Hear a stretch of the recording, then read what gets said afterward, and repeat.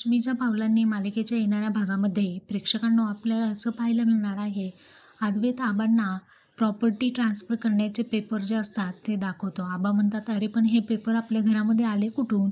हे सर्व पेपर रोहिणीने बनवून घेतलेले असतात, कारण सर्व प्रॉपर्टी तिला स्वतःच्या नावावरती करायची असते आणि त्यातील एक कागद अद्वैतला सापडलेला असतो.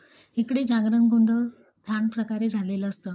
तेव्हा गुरुजी कलाला म्हणतात, "ही धूपबत्ती पूर्ण घरामध्ये पसरवा." त्यासाठी कला एका रूममध्ये येते, तर तिथे कलाला असं दिसतं की नैना रोहिणीला सांगत आहे, "मार्केटमध्ये मी सोहम आणि काजल यांना पाहिलं आणि ते दोघंही एकमेकांवरती अजूनही प्रेम करतात, तर याच संधीचा आपल्याला फायदा घ्यायचा आहे. माझी आई याच प्रकरणामुळे आता काजलचं लग्न उरकून टाकण्याचा विचार करत आहे, तर या गोष्टीचा आपण आपल्यासाठी फायदा करून घेऊ शकतो." असं नैना जी असते ती रोहिणीला सांगत असते आणि अशा पद्धतीने कलाच्या समोर आता सोहम आणि काजल या दोघांचंही प्रेम प्रकरण उघडं झालेलं आहे.